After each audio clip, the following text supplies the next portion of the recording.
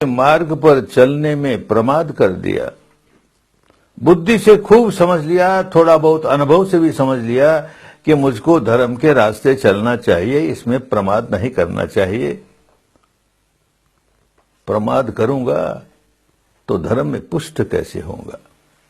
भले 10 दिन के लिए आ गया, एक विद्या सीख ली, उसमें पक गया, समझ लिया।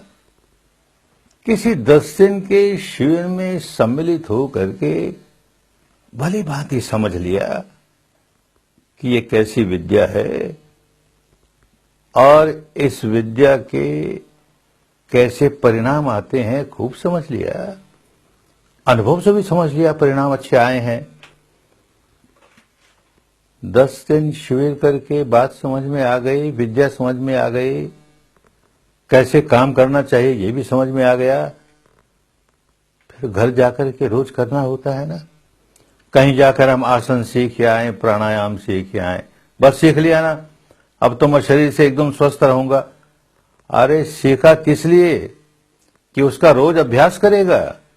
रोज अभ्यास करेगा तो शरीर की कसरत, शरीर की ये कसरत जो तू सीख कर आया है वो तुझे बलवान बनाएगी, तेरे शरीर को स्वस्थ बनाएगी।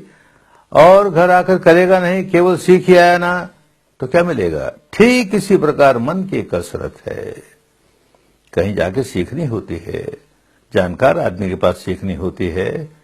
10 दिन इसीलिए घर बार छोड़कर जाते हैं कि इस विद्या को अनुभव के द्वारा सीखें, कहीं गलती न रह जाए। लेकिन फिर घर आकर के तो रोज करना पड़ेगा, सुबह शाम सुबह शाम। इतना ही नहीं, अपने आप को चेक करता रहना होगा कि मेरे जीवन में उतर रही है कि नहीं, मेरे जीवन में कोई परिणाम अच्छे आ रहे हैं कि नहीं। रोज सुबह शाम प्रैक्टिस भी करता हूं और कोई परिणाम तो आया नहीं। जैसा पहले था वैसा ही अब हूं, जो विकार पहले थे वैसे ही अब है, कोई फर्क नहीं पड़ा। कहीं गलती है, कहीं गलती है, या तो इस विद्या में कमी है, सो तो है नहीं, क्योंकि तुम्हारी अकेले की बात नहीं, सारे विश्व में लाखों आदमी इसका प्रयोग करते हैं और लाभान्वित होते हैं। आज के 2600 वर्ष पहले भी लोगों ने इसका प्रयोग किया, लाभान्वित हुए। 2300 वर्ष पहले भी, अशोक के समय भी भारत और भारत के बाहर लोगों ने इसका अभ्यास करके देखा, लाभान्वित हुए। तो विधि में कोई खोज नहीं, कहीं न कहीं तुम गलती करते हो, तो अपने मार्गदर्शक से जाके पूछो कहां गलती हो रही है, परिणाम क्यों नहीं आ रहे।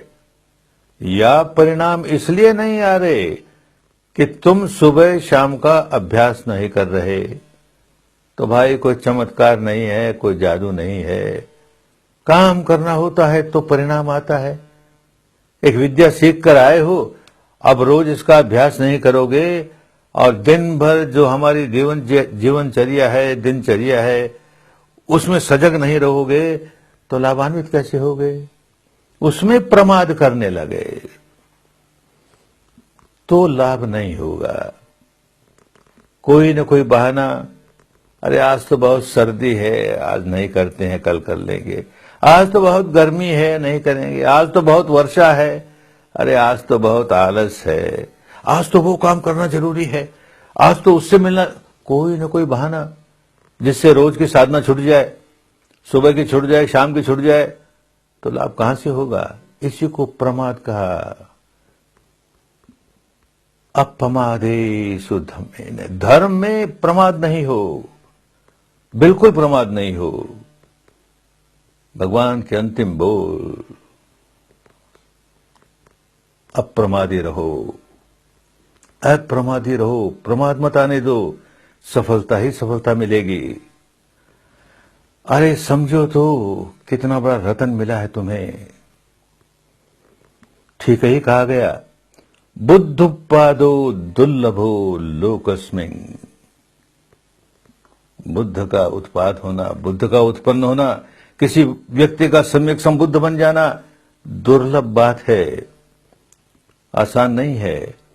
कई सदियों में कभी जाकर के एक बार होता है, किन्हीं कल्पों में एक ही बार होता है, पूरे कल्प में, किसी कल्प में एक से अधिक बार भी हो जाए। कितने कल्प शून्य चले जाते हैं, कोई बुद्ध नहीं होता, तो दुर्लभ है। बुद्धुपादो दुर्लभो लोकस्मिन्। और मनुष्य भावो दुर्लभो। बुद्ध उत्पन्न हुए तो धर्म उत्पन्न हुआ, तो ये विद्या उत्पन्न हुई। ये विद्या का लाभ कौन ले सकता है? एक पशु नहीं ले सकता, पक्षी नहीं ले सकता, एक सरीसृप नहीं ले सकता, एक कीट पतंग नहीं ले सकता, एक प्रेत प्राणी नहीं ले सकता। इसका लाभ केवल मनुष्य ले सकता है। इसीलिए मनुष्य भावो दुर्लभो। ये जो शक्ति मनुष्य को ही प्राप्त होती है, दुर्लभ है, दुर्लभ है, आसान नहीं है। तो भाई, बुद्ध का उत्पन्न होना, इस विद्या का प्रकाश में आना, तुम्हारा मनुष्य के रूप में जन्म लेना, और दुर्लभो सद्धम्म सवनं।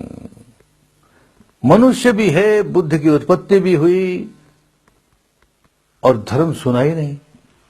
धर्म के नाम पर तो कर्मकांड ही कर्मकांड में लगे रहे। धर्म के नाम पर ये दार्शनिक मान्यता मान ली, यही धर्म है। नहीं नहीं, वो दार्शनिक मान्यता है, वो धर्म है। ये कर्मकांड कर लिया, ये धर्म है। वो कर्मकांड कर लिया, ये धर्म है। ये पूजा पाठ कर लिया, ये धर्म है। वो पूजा पाठ कर लिया, ये धर्म है। ये वेशभूषा, अरे बाबा, ये सारा कुछ अपनी जगह है। धर्म तो अंतर्मुखी होकर के अपनी चित्त वृत्तियों को सुधारने का काम है। दुर्लभ है। ये विद्या प्राप्त होती है तब, और विद्या प्राप्त होने पर भी काम करता है तब। तो ये दुर्लभ विद्या प्राप्त हुई, मनुष्य का जीवन प्राप्त हुआ। बुद्ध ने ये विद्या बांटी लोगों को, तो आज भी जीवित है और प्राप्त हुई है। तो अपमादेन संपादेथ, ये अंतिम शब्द है। भगवान बुद्ध के महापरिनिर्वाण के समय अंतिम शब्द है अपमादेन संपादेथ। बिना प्रमाद के इस सच्चाई का संपादन किए जाओ, इस सच्चाई में पकते जाओ, इस अनुभूति में पकते जाओ, बड़ा कल्याण होगा, बड़ा कल्याण होगा। धर्म में कल्याण ही कल्याण है, मंगल मंगल ही मंगल है। कब है? जब उसे धारण करे। कब है? जब उसके प्रति प्रमाद ना आए, बिल्कुल अप्रमादी होकर के, सजग होकर के, सचेत होकर के काम में लगे रहें। तो देखें कितना लाभ होता है, लाभ ही लाभ होता है। और फिर ऐसे सद्गुण आने लगते हैं।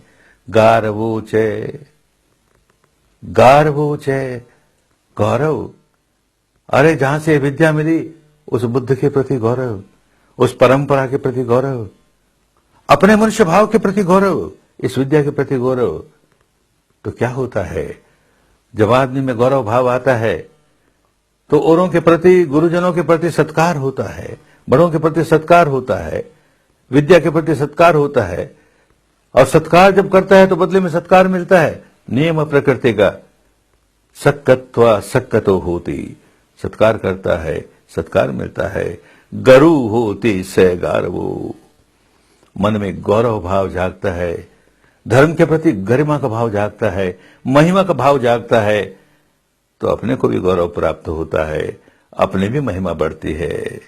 इसलिए किसी भी तरह अपने आप को धर्म में पकाते हुए अपमादो, अपमादो, प्रमाद में न पड़ जाएं। पकेंगे तभी जबकि प्रमाद में नहीं पड़ेंगे। पकते जाएंगे, पकते जाएंगे, अरे बड़ा मंगल होगा। परिणाम मंगल के ही होंगे, कल्याण के ही होंगे। प्रमाद करें तो कैसे होगा? बिल्कुल नहीं होगा। तो प्रमाद से बचें। अप्रमादो, अपमादो। पकते जाएं, धर्म में पकते जाएं, मनुष्य जीवन को सार्थक कर लें। ये जो शक्ति मिली है, ऊर्जा मिली है मनुष्य को, अंतर्मुखी होकर के गहराई से विकारों को बाहर निकालने की शक्ति, अरे उसका अच्छा उपयोग करें अपने मंगल के लिए, अपने भले के लिए, अपने कल्याण के लिए, औरों के मंगल के लिए, औरों के कल्याण के लिए, औरों की मुक्ति के लिए खूब मेहनत करें, खूब परिश्रम करें, खूब मेहनत करें, खूब परिश्रम करें। मंगल ही मंगल होगा, कल्याण ही कल्याण होगा।